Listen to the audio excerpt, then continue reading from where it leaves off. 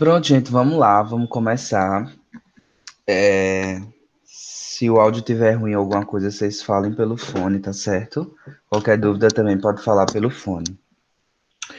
Bom, hoje, nessa primeira aula, nós vamos ter dois encontros hoje, certo? Vamos falar agora sobre Revolução Cubana e tem uma aula no meio e depois a gente volta com História do Brasil para falar sobre o governo Sarney.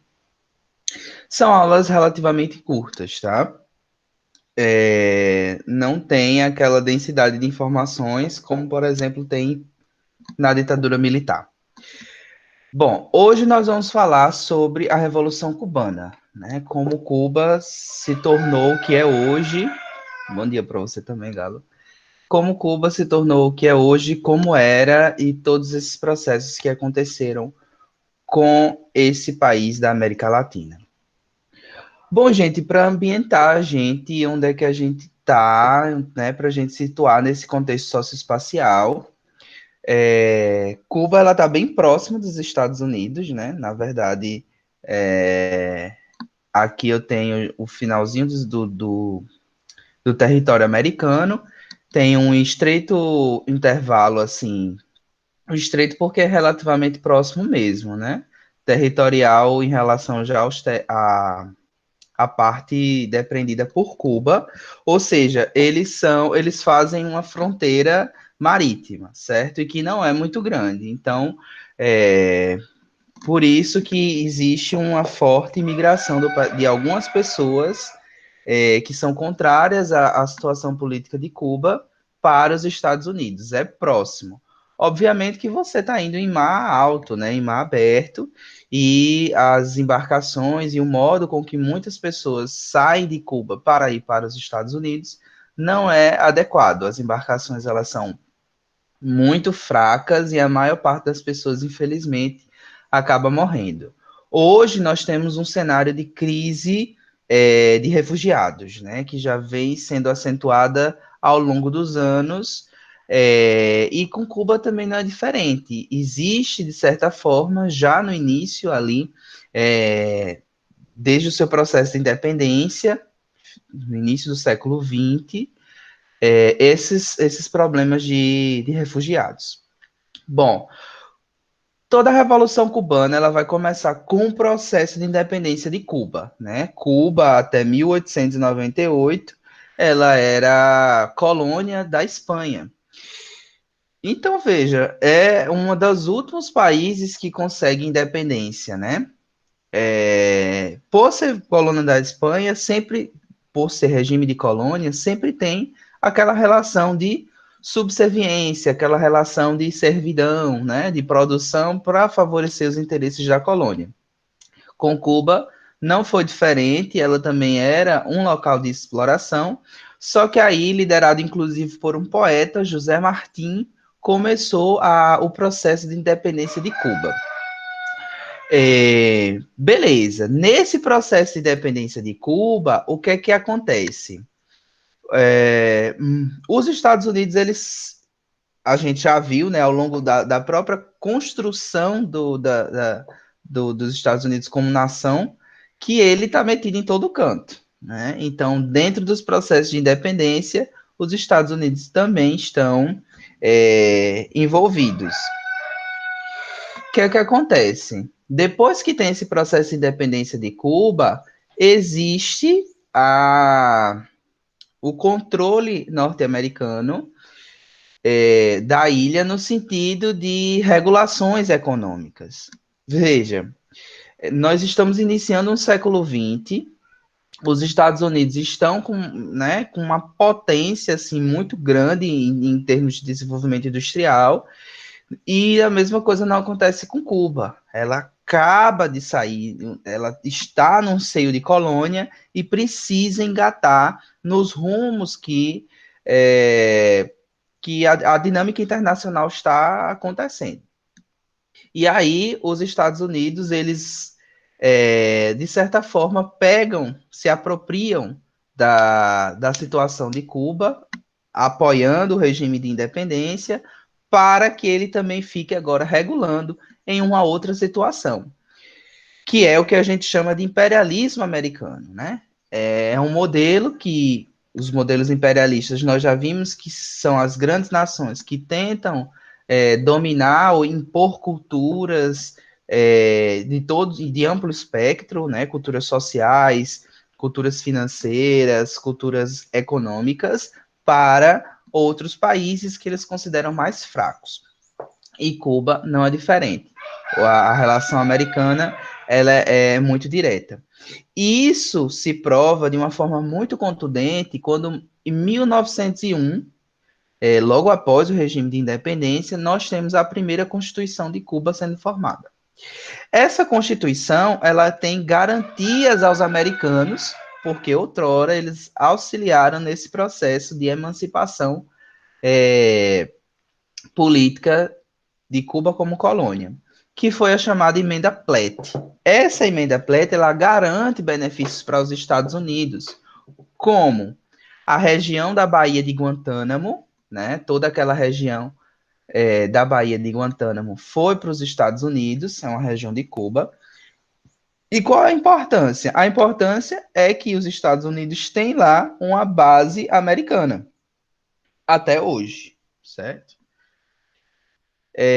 E garantiu ainda alguns estreitos, algumas faixas de terra para os Estados Unidos também. Então, dentro de Cuba, até hoje, por conta dessa emenda Platt, os Estados Unidos eles têm um dedo forte lá de garantia. Isso por conta dessa primeira Constituição realizada. Aqui embaixo nós temos uma imagem à esquerda mostrando, né, o mapa e a situação de Cuba como está em relação aos Estados Unidos e ao México. E à direita nós já estamos no que a gente vem debatendo já há algumas aulas, que é sobre o bipartidarismo, né, assim, econômico, geopolítico, que é a Guerra Fria. E aí nós temos um embate muito forte com as características querendo ser impostas pelos Estados Unidos de mercado, de livre concorrência, de incentivo às empresas, e a União das Repúblicas Socialistas Soviéticas, a URSS, com o lema do socialismo, com o lema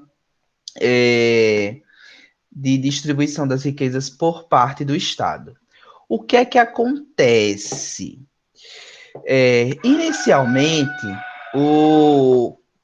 após esse processo de independência de Cuba, houve a instauração de governos ditatoriais, certo? Ditadores mesmos. E um desses ditadores foi o chamado Fulgêncio. Acho que é Fulgêncio Batista, isso aí. Fulgêncio Batista. Esse Fulgêncio Batista, ele, logicamente, chegou ao poder nesse regime com apoio americano, e começou a desempenhar ações que favorecessem os Estados Unidos. Lógico, né? Tem uma parte que ele vai favorecer em Cuba, que não é a grande massa. Ele tenta, com as suas ações, o Fulgêncio, fazer com que as elites locais, as elites que ele considera que moravam lá, elas possam ser cada vez mais elites, né? Enquanto o povo está assolado com miséria, os processos de independência, esses processos de grandes transformações políticas, eles geram muito problemas para o povo, problemas desestruturalizantes, econômicos, financeiros, sociais, em saúde, tudo. E não foi diferente com Cuba, né? O povo estava passando fome, o povo estava precisando de medicação, enquanto lá os carinhas do poder estavam, ó, tudo vem a nós e nada a vosso reino, né? E dentro dessa estrutura toda, dessa ambientação do Fulgêncio, foi criado pequenos grupos, né, que não concordavam com essa administração dele, com esses regimes ditatoriais. Nesse sentido, surge aí as figuras, né, do Ernesto Che Guevara, a figura do Fidel Castro, que são dois nomes muito emblemáticos dentro do processo de Revolução Cubana, que basicamente consiste na derrubada do Fulgêncio Batista e a instauração de um governo popular e nacionalista por conta pela administração de Fidel Castro, certo? Até então, nós temos uma Cuba no início do século XX, pós-independência, ou alguém entrou, alguém mandou mensagem no chat, eu escutei um barulhinho. Qualquer coisa vocês falem pelo áudio, tá bom? Nesse início do século XX, Cuba, ele tem um panorama que é pós-independência, né? Então ela ainda está não muito sólida, ela ainda precisa se consolidar, precisa ser inserida nas regulações do mercado, nas regulações financeiras e tudo mais. O Fidel Castro, logo após todo esse processo de derrubada do Fulgêncio Batista, ele inclusive foi recebido pelos Estados Unidos em Washington, certo? Mas como assim Fidel Castro nos Estados Unidos? Exatamente. Inicialmente, Cuba ainda não tinha definido uma posição. Ela ainda não era socialista, comunista. Ela ainda estava ali engatinhando seus pensamentos políticos, né? E ela precisava de uma força que pudesse legitimar. Então, o Fidel teve sim apoio dos Estados Unidos e conseguiu derrubar o Fulgêncio e começar, vamos dizer assim, a dinastia de Fidel, né? Que durou aí um tempinho. Ele só saiu do poder em 2006. Uns 40, 50 anos, Fidel Castro ficou no poder. Que também não deixa de ser uma ditadura, mas são termos diferentes, né? Tem até outro nomezinho que eu queria lembrar, mas já já eu lembro. Vamos lá. Bem, então, depois disso, dessa relação que os Estados Unidos apoiou inicialmente Cuba, foi que, por outras deliberações, houve a aproximação de Cuba com a União Soviética. O que é que acontece inicialmente em relação a os movimentos? Oi. Eu não entendi assim, porque antes o Fulgêncio, ele apoiava e garantia os interesses dos Estados Unidos. Isso. Aí teve o pessoal se revoltando e tudo mais. Aí Fidel pediu aos próprios Estados Unidos para derrubar o Fulgêncio. Não, não. Não houve um pedido. Os Estados Unidos, ele viu o enfraquecimento dessa ditadura do Fulgêncio. Então, ele vai para o lado que vai beneficiar ele de uma forma mais forte. E ele pensou que ele, os Estados Unidos nação, de que vamos dizer assim, esse cunho nacionalista seria melhor ainda para ele, porque simplesmente ele está atendendo aos interesses da população, colocando por trás os seus interesses. Então é muito mais fácil você regular dentro das proposições até mesmo do capital, do capitalismo, um país em que as pessoas elas são felizes com seus governantes e diferente de regimes que tem uma pessoa ditando tudo o que está acontecendo. Esse apoio que se teve foi porque os Estados Unidos viu, epa, o negócio ali está enfraquecendo, eu vou para o lado de quem vai ganhar. Eles são cara de pau mesmo, ele não tem esse negócio de manter uma posição sabendo que ele vai perder, né? A maior parte das ações americanas, elas são para o lado de quem vai vencer, entendeu? E esse apoio foi nesse Entendi. sentido. Uhum. Esses grupos, existiu um contexto histórico dentro da formação desse grupo assim de Fidel, que foi o chamado assalto ao quartel de Moncada. Esse fato histórico foram jovens que visavam assaltar um quartel, roubar as armas, o pensamento deles, jovens revolucionários. Eu vou assaltar o quartel, eu vou roubar as armas e nós vamos derrubar Fulgêncio. Não deu em nada, né? Assim, eles foram presos. Não conseguiram. Eles foram com muita sede ao pote e aí eles ficaram 2 anos presos. Após essa saída, o Che, não Che, o Fidel foi para o México. Ele foi para o México, ele sai de Cuba e vai para o México para tentar reorganizar suas ideias e elaborar uma estratégia política que pudesse ser mais forte para derrubar o Fulgêncio. Lá no México, ele se encontra com Che e aí eles começam a reorganizar essa situação toda. Os poucos sobreviventes, né, dessa, porque o que é que acontece? Depois que teve isso, eles voltaram para Cuba, certo? Eles tentaram derrubar o poder. Eles conseguiram, mas isso gerou muitas pessoas morreram, né? Esses sobreviventes, esses poucos sobreviventes, eles foram para o interior de Cuba e formaram uma nova guerrilha chamada Guerrilha de Sierra Maestra. Entenderam? Inicialmente, eles foram presos, o Fidel e outros que estavam, vamos dizer assim, na cabeça da oposição à ditadura, foram para o México, depois que saíram da prisão. Depois retomaram com tudo, conseguiram derrubar Fulgêncio, e os poucos foram para o interior e formaram uma nova guerrilha, essa guerrilha de Serra Maestra, porque a região se chamava Serra Maestra. Nesse sentido, após a tomada do poder, Fidel ele começou a tentar regular os preceitos, né, da economia cubana, do regime financeiro.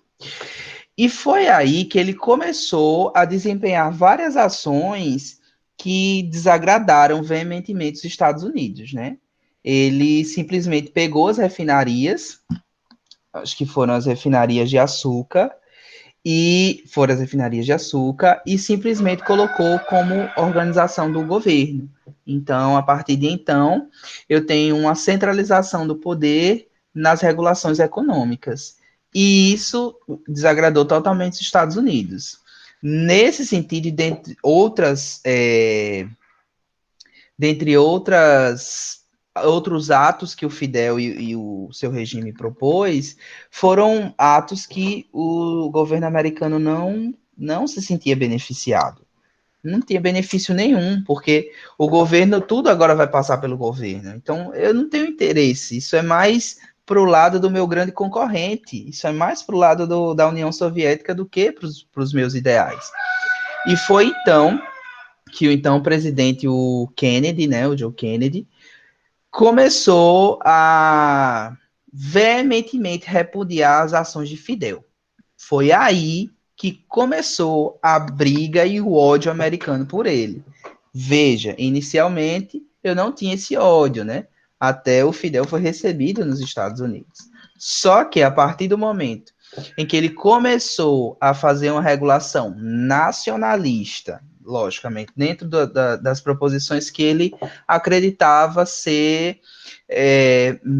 ter maior benefício para a população, os Estados Unidos começou a dizer, ei, esse negócio aí eu não gostei, achei uma afronta ao meu poder e eu vou começar a embargar você.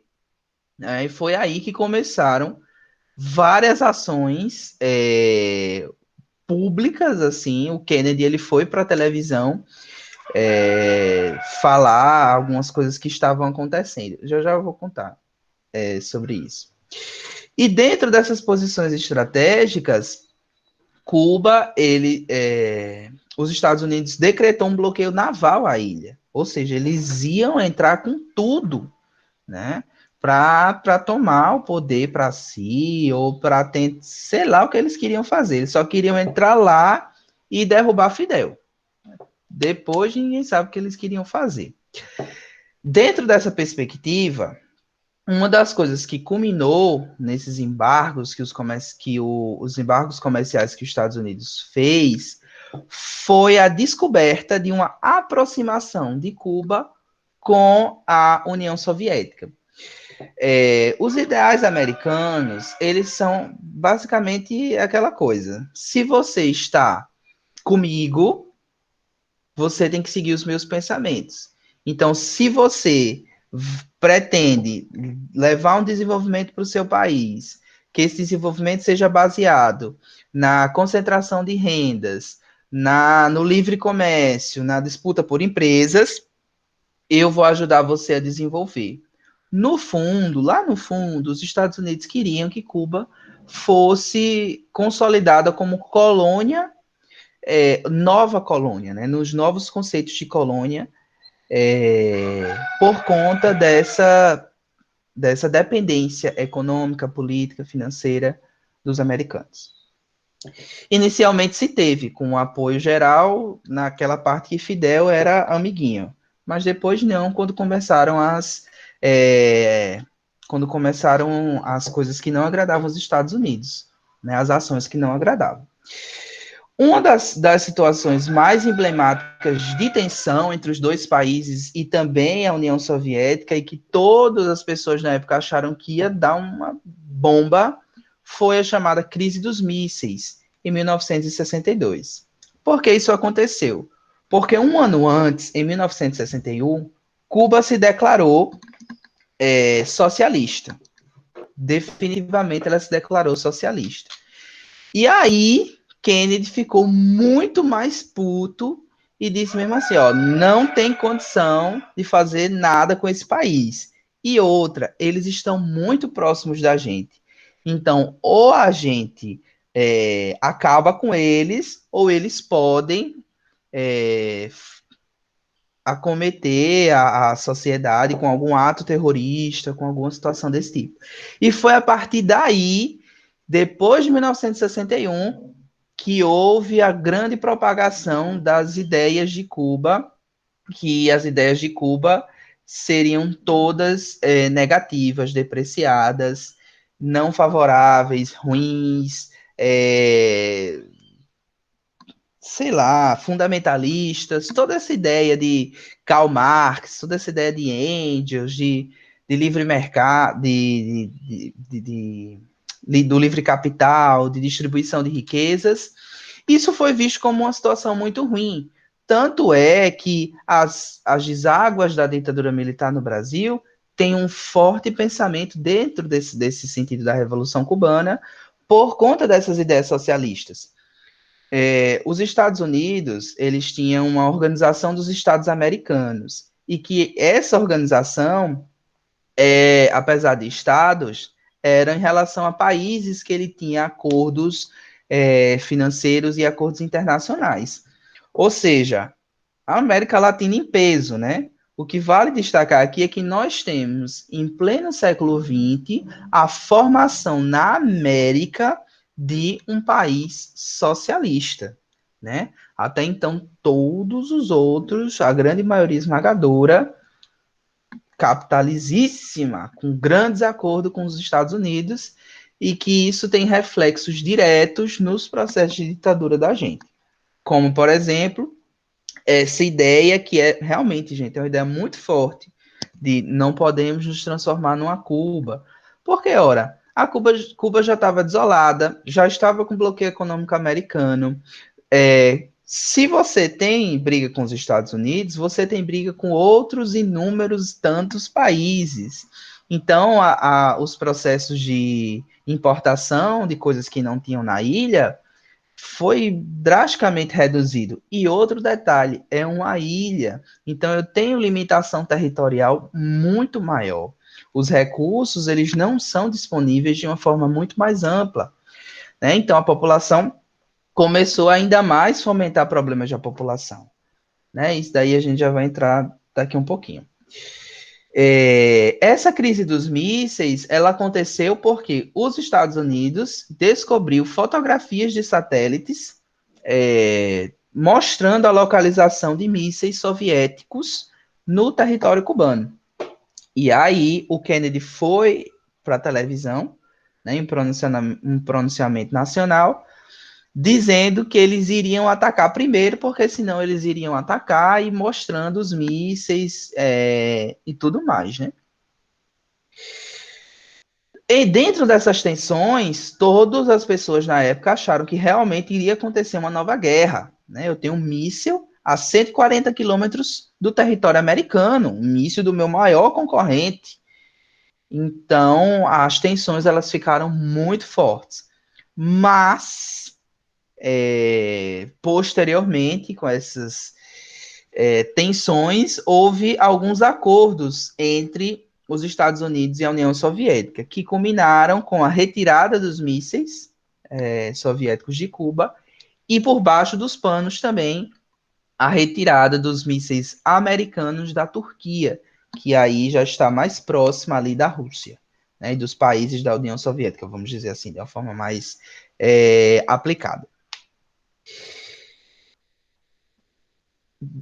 Dentro dessas relações americanas para tentar o poder em Cuba, houve a chamada intervenção na Baía dos Porcos, que ela legitimou o poder de Fidel. Por quê? Os americanos, lembra quando ele se declarou socialista? Os Estados Unidos tentaram entrar no território cubano. E foi nesse episódio histórico. Eles enviaram frotas realmente para tentar invadir. Só que eles não conseguiram, né? As forças de Fidel, vamos dizer assim, eles realmente conseguiram combater as tropas americanas, vamos dizer, também não foram muitas tropas, no sentido de uma guerra, né, de bilhares de pessoas, eles conseguiram intervir nisso e isso acabou legitimando ainda mais o governo de Fidel. As pessoas, no geral, elas viram com bons olhos essas ações. Né? Isso aqui é só um evento histórico. Essa aqui é a imagem de Fidel, que ele fez visita nos Estados Unidos em 1959. Vê que 2 anos depois ele declarou Cuba no regime socialista, tá? Mas tem foto para mostrar isso. O que eu acho muito interessante dessa questão da Revolução Cubana é que ela ainda está muito próximo da gente, né? Em termos históricos, foi ontem. E na América Latina, um processo de revolução nesse sentido, né? De alguma forma, enche os olhos. De alguma forma. Aí o que é que acontece? Eu tenho essa aproximação de Cuba com a União Soviética. E, ao mesmo tempo, os Estados Unidos eles começam embargos muito fortes ao regime cubano.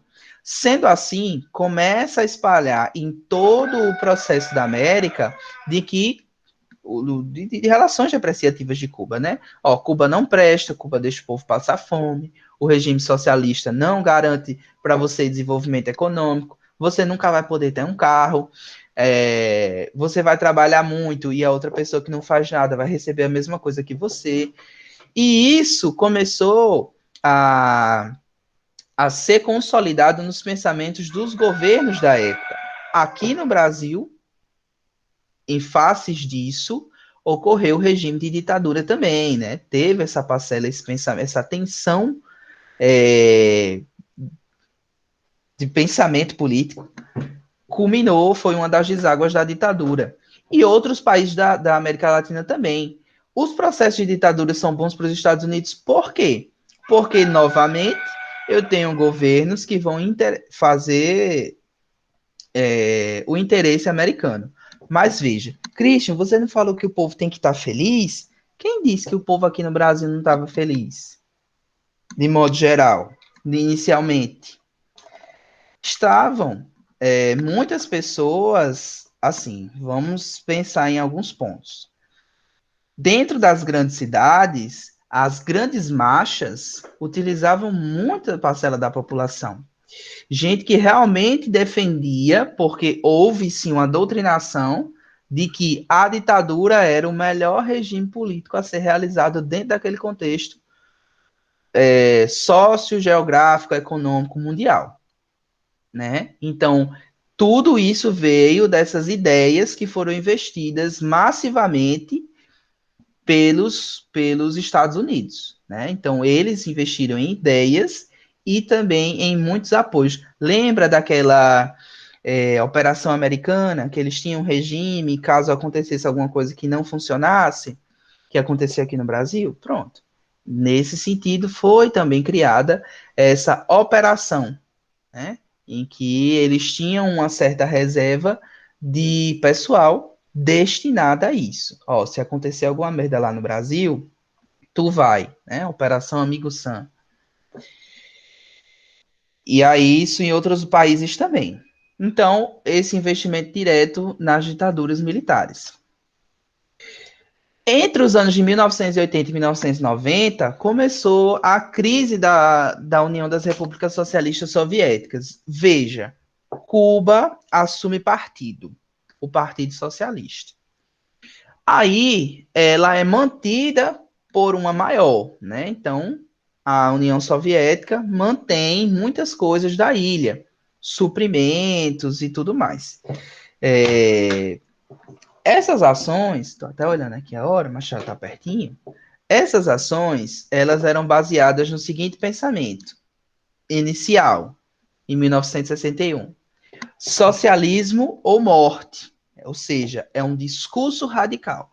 A primeira fase do, vamos dizer, pós-revolução cubana, no marco de derrubada do regime de Fulgêncio, é determinado por socialismo ou morte.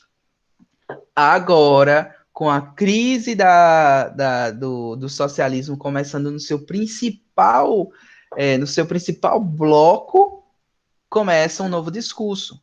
Queremos capital e não capitalismo. Ou seja, o governo cubano está sentindo a necessidade iminente de resolver os seus problemas baseados no regime financeiro.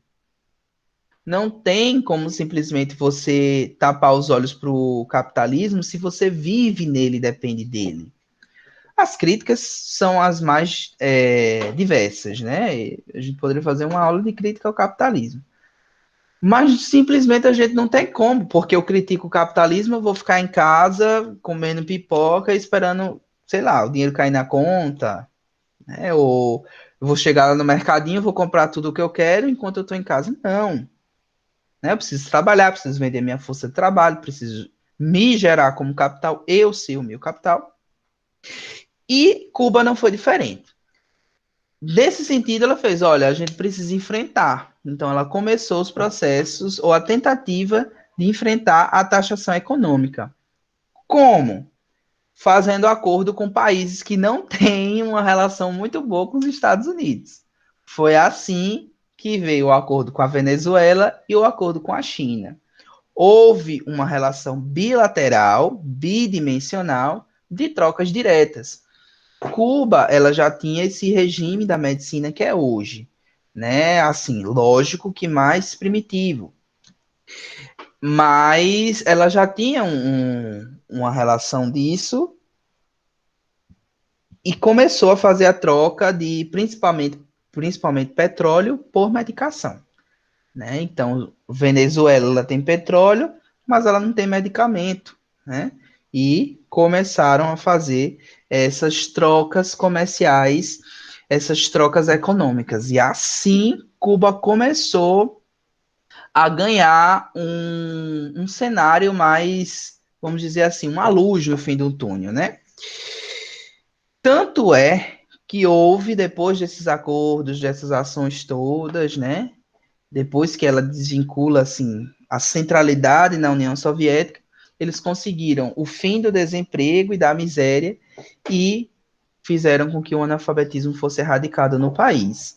Logicamente, hoje a situação ela ainda não é a mais favorável, mas esses acordos eles foram fundamentais para que Cuba se mantivesse. Olha uma coisa interessante, que até se eu fosse fazer uma questão, eu botava. O Enem gosta muito de símbolos, né? Olhe o carro, o estilo do carro em Havana, essa da foto. É um estilo de carro antigo, né? Assim, hoje aqui no Brasil a gente tem carros que, né, tem nem graça, eles são muito desenvolvidos. E Cuba não tem esse desenvolvimento automobilístico, né? A situação das casas, a situação das ruas, os carros que eram utilizados, eles são desse período, porque não houve um processo de automobilização da indústria cubana. Ainda não teve esse processo, né? Então, logicamente, isso é uma das marcas fortes, muito fortes do capitalismo, porque a gente tem das grandes regulações, que é as grandes indústrias com Ford, né, com os pensamentos de Taylor, toda aquela geração oriunda de uma revolução industrial, ou seja, oriunda de um regime capitalista muito forte, é capitalismo puro. E até hoje nós temos um regime que é um regime socialista, que tem relativa abertura econômica por conta desses acordos que foram feitos com outros países para que Cuba se mantivesse como um país, se mantivesse dentro de um cenário que ela pudesse ter benefícios, entende? 2006 foi o ano que Fidel deixou o cargo. Ele deixou, inclusive, para o seu irmão, né, Rui. E é uma das críticas que a gente faz aos regimes pós-revolução cubana. Como nós queremos que tenha um regime que seja diretamente relacionado aos anseios do povo, se nós temos uma dinastia de uma família, né? 50 anos, o mesmo estilo de pensamento no poder. Então, é uma das críticas que se faz ao regime, porque ele não abarca de forma integral os termos de participação popular. À direita, nós temos o Che, o Ernesto Che Guevara, e que ele foi realmente um revolucionário, né? Ele com a sua motoquinha, que não era uma motoquinha, ele viajou muitos e muitos lugares de Cuba, passou por Cuba inteira, foi lá no México, inclusive influenciou com suas ideias, né? Outros processos, até mesmo em Honduras. Ele chegou aí lá. O Che Guevara, ainda, né? Além disso, ele foi ministro do Fidel e ele conseguiu fazer um desenvolvimento bem interessante. Essa questão da educação mesmo, do analfabetismo, iniciou com ele. Ele propôs ideias para que toda a população fosse alfabetizada. Dúvidas? Tranquilo, Revolução Cubana, gente. Tá bem tranquilo. Não é muito. Deixa eu parar aqui a apresentação. Bem de boa. É bem de boa, bem tranquilo mesmo. É uma aula bem, bem levinha. É só entender as coisas que aconteceram, os principais pensamentos e os embargos para tudo. Gente, entrou mais gente, adorei, ó. Deixa eu finalizar aqui a aula.